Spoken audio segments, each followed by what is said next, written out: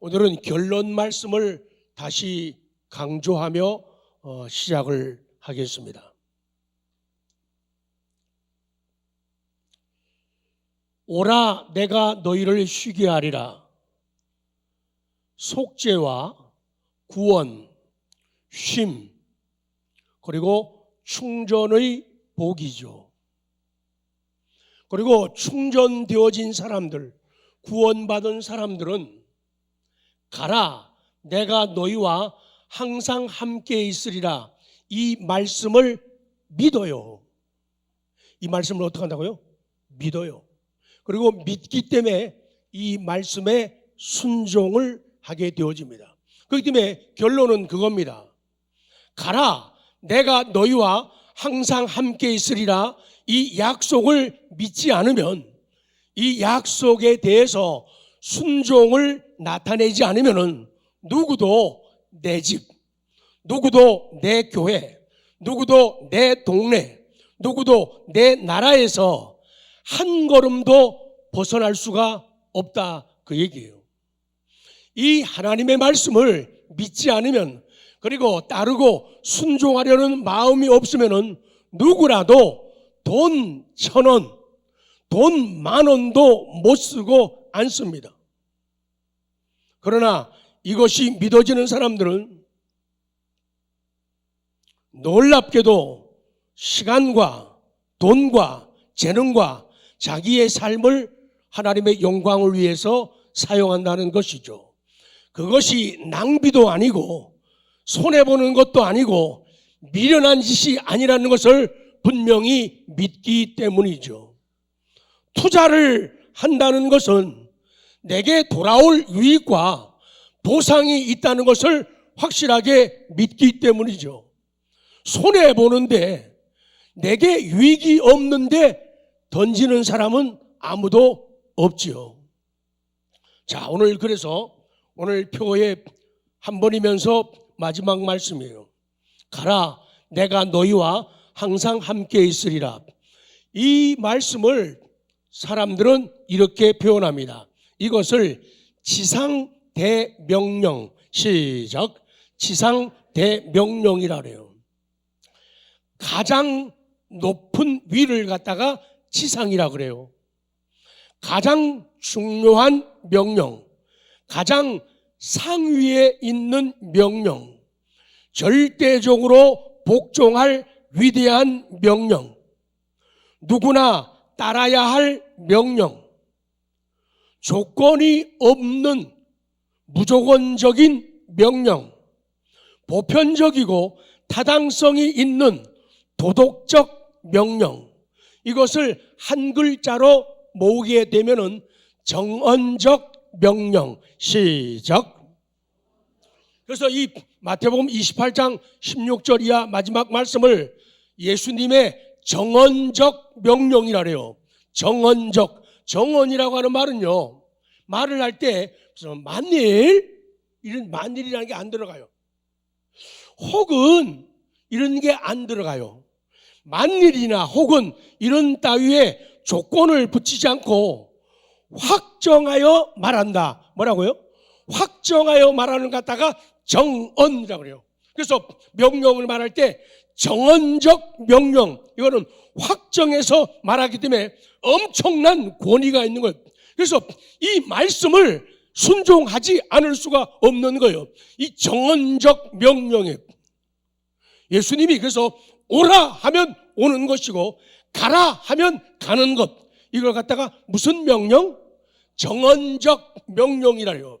무슨 만약에 혹은 이런 조건이 붙지 않는 명령을 갖다가 정언적 명령이라요.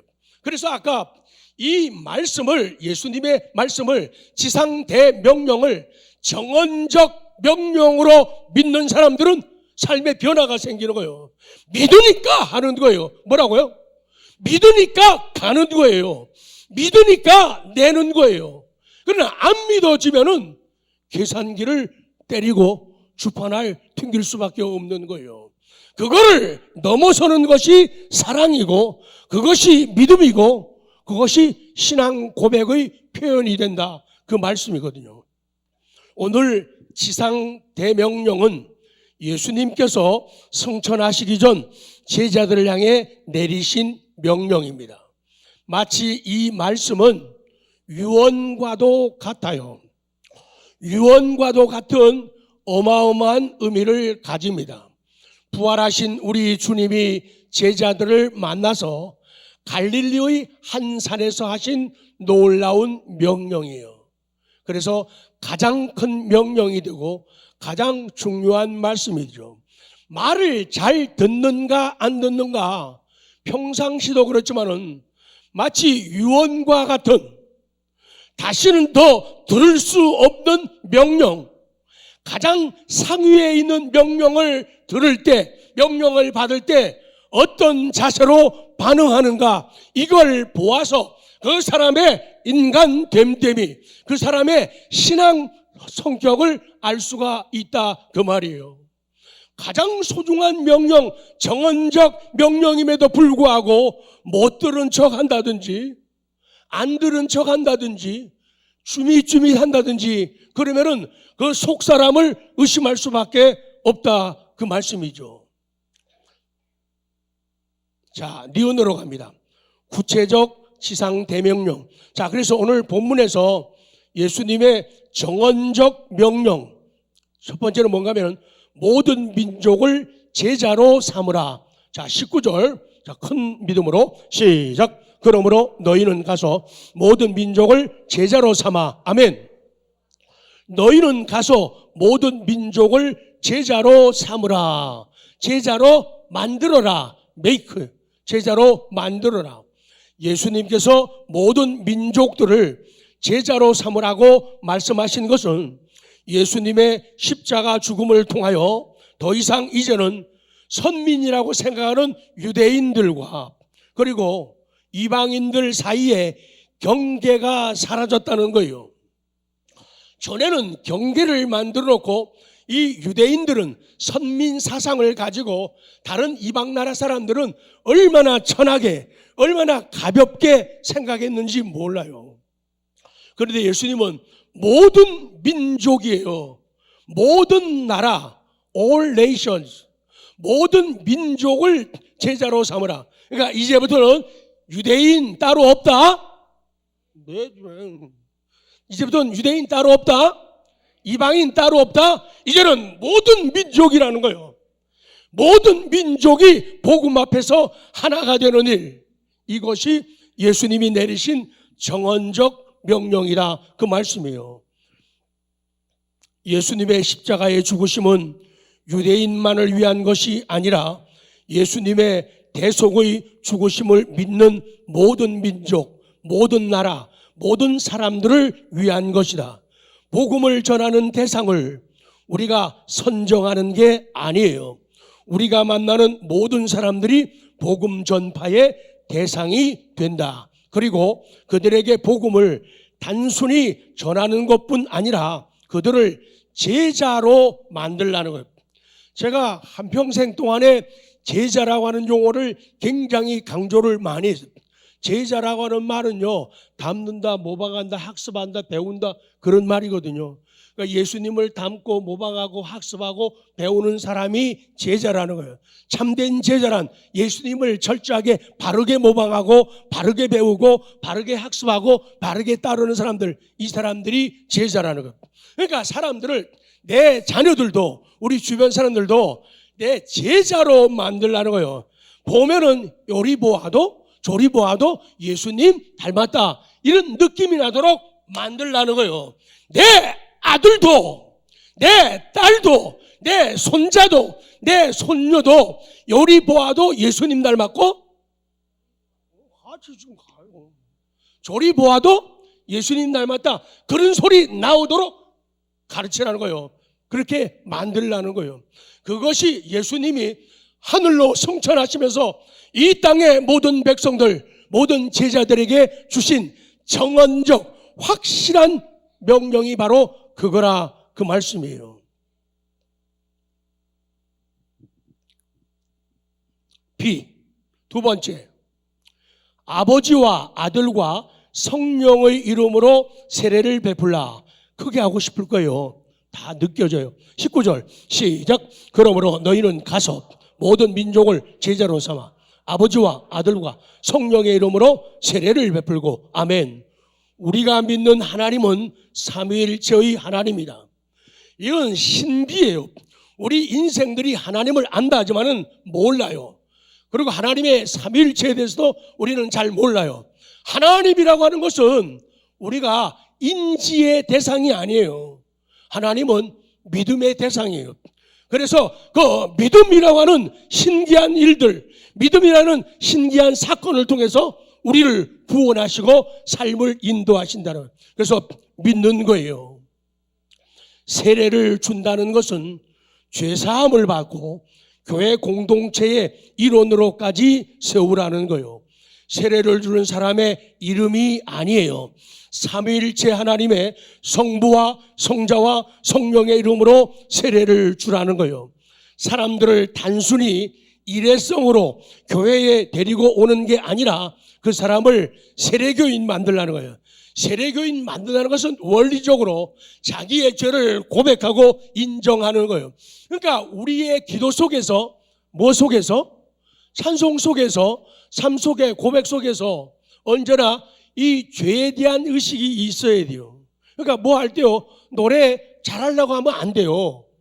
기도 뭐요? 잘하려고 하면 안 돼요. 설교 잘하려고 하면 안 돼요. 하나님의 성령이 내 마음에 감동 주셔가지고 감동 따라 가야 돼요. 감동 따라 길어지기도 하고 짧아지기도 하고 감동 따라 커지기도 하고 작아져야 되는데 인간적으로 내가 잘해야지, 내가 멋지게 할 거야, 이렇게 되면은 잘 안 된다고 해요. 돼도 그것은 인간적이고 인위적이 된다 그 얘기예요.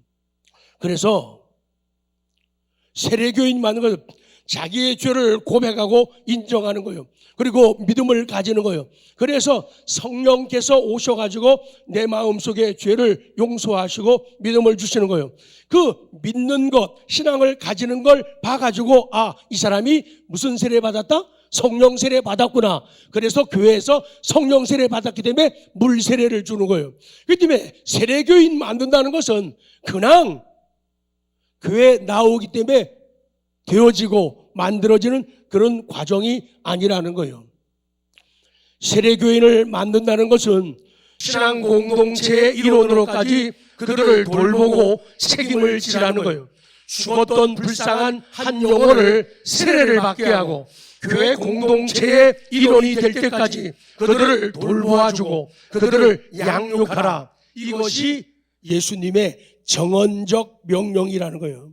그래서 자라면서 애들이 아플 때도 있고 건강할 때도 있고 말 잘 들을 때도 있고 안 들을 때도 있고 그런 과정을 통해 가지고 자꾸 성숙해가면서 엄마 아빠 사랑을 깨닫게 될 때 그때 철든 아이가 되는 거죠. 그래서 효도를 나타내게 되는 거죠. 그런 은혜를, 사랑을 깨닫지 못하게 되면요, 형식적으로 부모 섬기는 거예요. 형식적으로 용돈 준다고, 좋은 음식점 데리고 간다고, 멋진 관광 시켜준다고 좋은 자식 아니라 그 얘기죠. 그 이전에 마음으로, 가슴으로 다가가는 그런 모습 말이죠. 할머니, 할아버지 나이 먹고 어떨 때는 깨끗이도 못한 모습인데도 할머니, 할아버지의 땀도 눈물도 침 흘림도 사랑하는 아이들.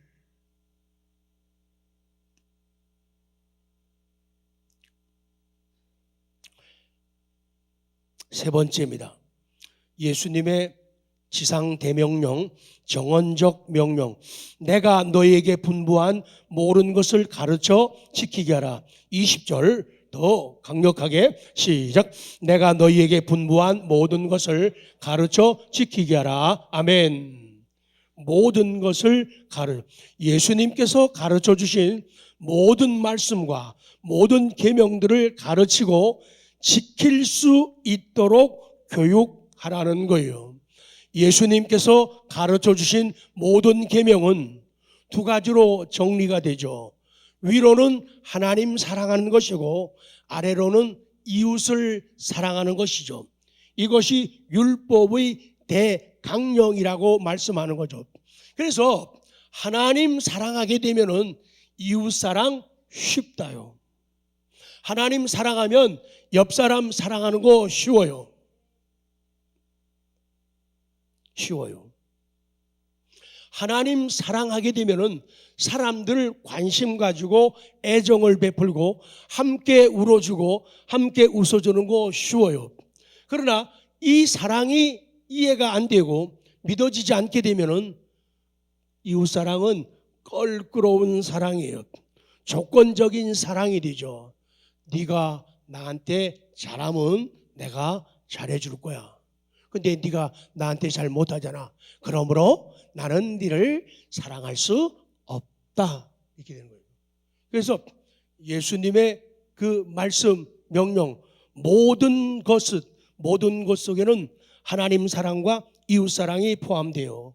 그래서 예수님께서 십자가의 죽으심으로 그것을 보여주셨죠. 우리는 복음을 단순히 말하는 것, 복음을 단순히 전하는 것으로 끝내면 안 된다는 거예요. 이 복음을 가르치고 또한 전도받은 사람들이 또 구원받은 사람들이 그것을 지키도록 지키도록 도와줘야 돼요. 자, 두 번째로 갑니다. 내가 세상 끝날까지 너희와 항상 함께 있으리라. 기억, 내가 너희와 항상 함께 있으리라는 약속입니다. 이것은 동행에 대한 약속이고 우리가 가져야 할 것은 동행에 대한 확신이라. 20절 시작. 내가 너희에게 분부한 모든 것을 가르쳐 지키게 하라. 볼지어다 내가 세상 끝날까지 너희와 항상 함께 있으리라 하시니라. 아멘. 내가 너희와 항상 함께 하리라. 내가 너희와 항상 함께 있으리라. 여러분들이 여기까지 올 수 있었던 것은 하나님의 동행 때문이에요. 저 자신도 70평생 여기까지 오게 된 것은 하나님의 동행 때문이에요. 그렇지 않았으면 무너지고 망가지고 갈등하고 뒤로 나가 자빠지고 불평하고 원망하며 오리 주둥이처럼 나와가지고 살고 또 삶을 마무리하지 않겠냐. 그러나 하나님의 그 동행을 인해 가지고 저와 여러분이 여기까지 올 수 있었던 것은 하나님이 함께 하셨기 때문입니다. 그러니까 내 힘이 아니라 능력 주시는 하나님 때문이다.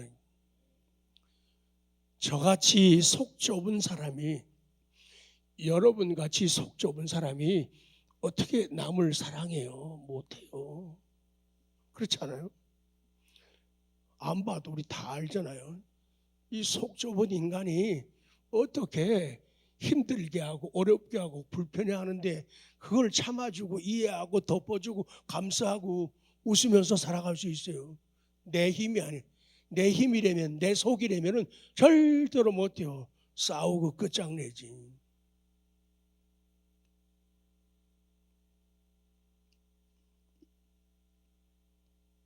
니은 함께 하시겠다는 시간이 있어요.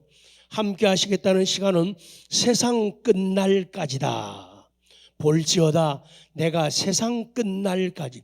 예수님은 내가 너희와 항상 함께 있으리라고 말씀하십니다.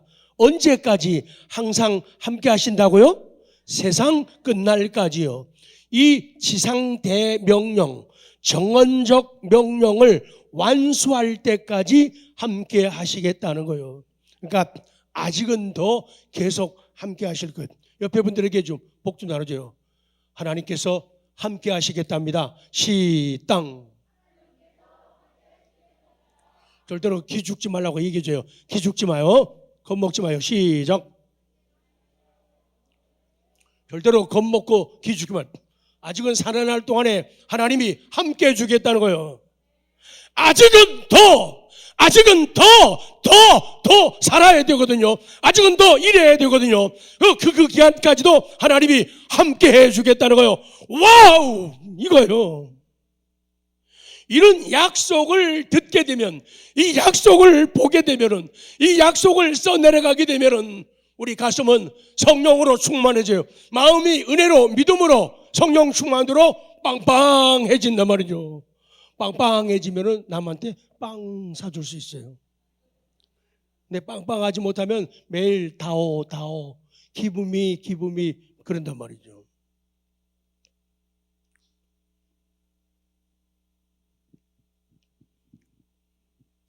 사랑하는 성도 여러분, 오늘 말씀 가운데서 특별히 모든이라는 단어가 계속 나오고 있죠. 자, 이 모든에 초점을 좀 맞추도록 하겠습니다. 모든 권세에 초점을 맞추라. 18절 시작. 예수께서 나와 말씀하시되 하늘과 땅의 모든 권세를 내게 주셨으니, 모든 권세, 복음을 전할 때 필요한 모든 권세, 전도에 반드시 필요한 모든 권세를 말하는 거예요. 복음 전파는, 선교는, 여러분, 선교하자면, 전도하자면 누가 반대해요? 어떤 사람들은요,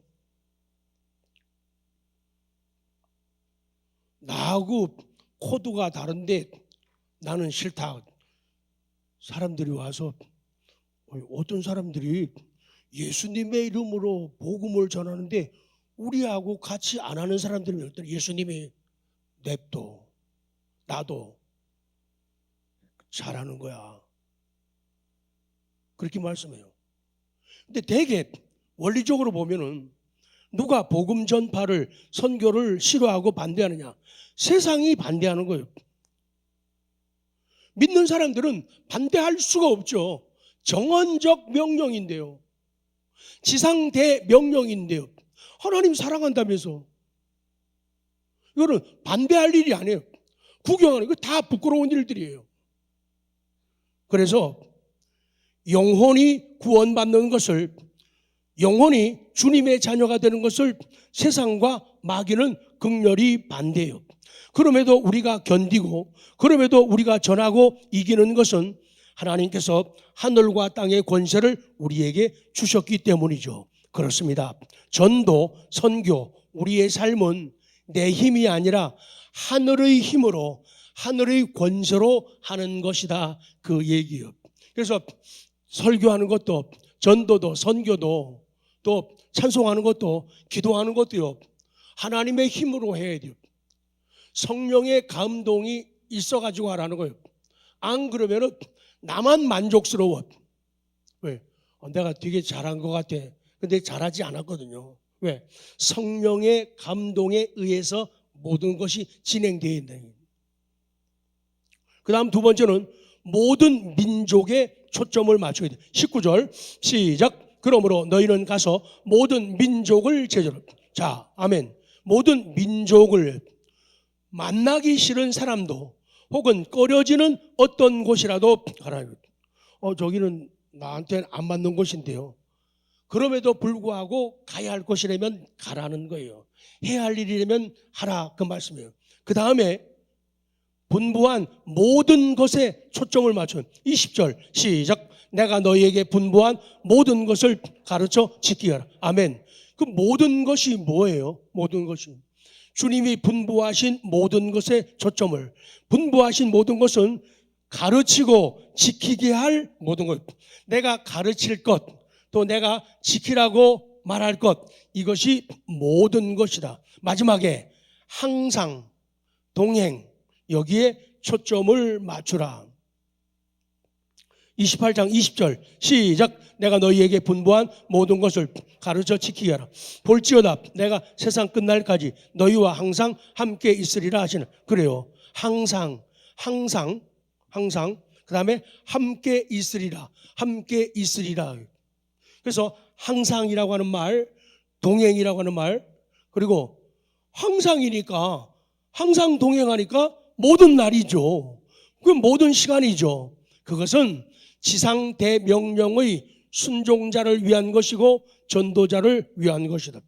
사람이 설교를 들으면 자꾸 실천을 해봐야 돼요. 제가 그때 테레비 봤으면 좋겠다 그랬죠. 그랬더니 최창수 장님, 테레비 사셨어요? 그랬더니 목사님 집에 가서 기회를 만들어갖고 텔레비를 KBS예요. 동행 프로. 그거 보니까 그거 참 유익하고 볼만하대요. 그러시더라고요. 텔레비 본 사람만 손 들지 마요. 아니요. 그러니까 그걸 보니까 마음에 성령의 감동이 참 어려운 사람들, 불쌍한 사람들, 도울 사람들이 너무 많구나. 가야 할 곳이 너무 많구나. 그리고 말씀을 전해줘야 할 것, 그들을 살리고 구원하고 변화시키고 용기를 가지고 견디고 이기게 만들 설교가 필요하다. 그래서 헤븐 스튜디오 만든 거예요. 그래서 찾아가려고요. 시골 섬으로 찾아가려고 가가지고 말씀 전해서 일으켜 세우고 변화시키고 그러기 위해서 하는 거예요. 그런데 갈 때 빈손으로 가기 어려우니까 여러분 보고 도와달라는 거예요. 초콜릿 좀 사가고 사탕 좀 사가고 가서 라면이다 끓여 먹고 짜장면이다 그래갖고 동네 잔치하면서 복음 전하고 그런 거 하자는 거예요. 가서 머리도 좀 깎아드리고. 저도 이거다 이발소 머리 아니에요. 이거 집에서 머리 깎은 거예요. 그럼 10,000원 버는 거예요. 누가 깎았냐고요? 저 집사람이 깎았죠. 조금 어색해도 인물이 괜찮으니까 괜찮죠. 그래서 지상대명령, 정언적 명령 앞에서 우리는 꾹뻑 죽어요. 깨갱하는 거예요. 그래서 순종하는 거예요. 아깝지가 않거든요. 근데 아깝다고 생각하고 다르게 계산 잡고 된다면 수상해요. 신고해야 돼요. 010-3769-4764로요.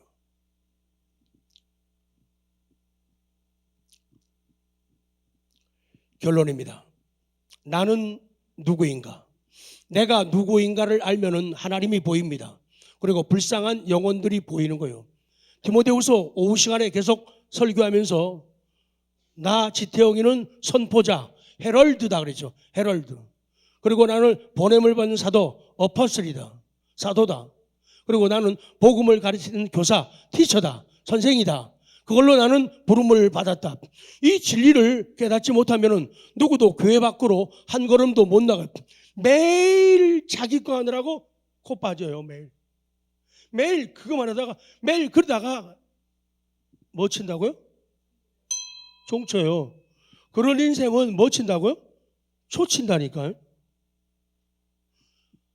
한평생 짧기는 짧지만은 그래도 100여 년 살면은 길게 사는 건데 한평생을 신앙에 의해서 말씀에 의해서 변화를 받지 않고 그냥 나만 우리만 이렇게 사는 사람들이 너무 많다는 거예요.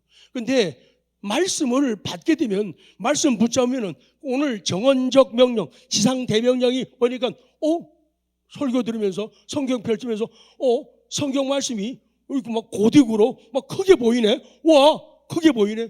그러면서 순종하는 거예요. 하면서 막 불덩어리 받은 것처럼 내 마음에 스파크가 일어났어.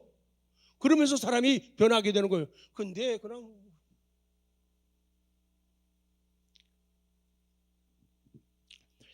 복음 전파의 사명은 자신감 있는 사람에게 맡기는 게 아닙니다. 선택한 사람들, 하나님 저 할 줄 몰라요. 저 갈 줄 몰라요. 저 아무것도 없거든요. 그렇게 자신의 연약함과 부족함, 무능함을 인정하는 사람에게 하나님은 사명을 맡기고 사람들을 곁에 붙여주시고 갈 길을 인도하신다. 그 말씀이에요. 그래서 사명 감당은 두 줄 놓치지 않고 시작.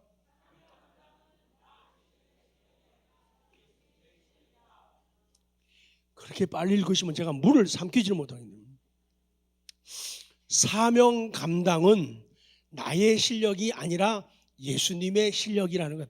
그 실력을 의지하고 그 실력을 받아가지고 우리가 움직인다. 그 말씀이에요. 참된 일꾼은 자기 능력으로 일하지 않습니다. 하나님의 능력으로 합니다.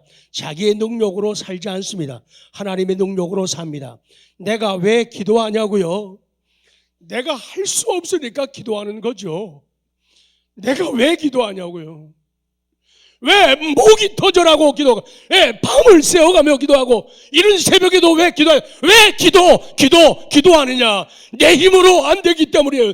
내 힘으로 안 되기 때문에 기도하는 거예요. 뭐 남한테 들려주고 보여주려고요? 그거 다 죽은 소리예요. 내가 죽겠는데요. 마지막 줄, 제일 마지막. 내게 없는, 시작. 내게 없는 능력은 그러면 됐지 또 뭐요? 내게 있는 능력은, 내게 없는 능력은 하나님께 있단 말이에요. 그래서 뭐 하자고요? 기도하자고요. 왜 눈을 마주쳐요? 기도하죠. 내게 없는 능력은 하나님께 있으니까 기도하자는 거죠. 마칩니다.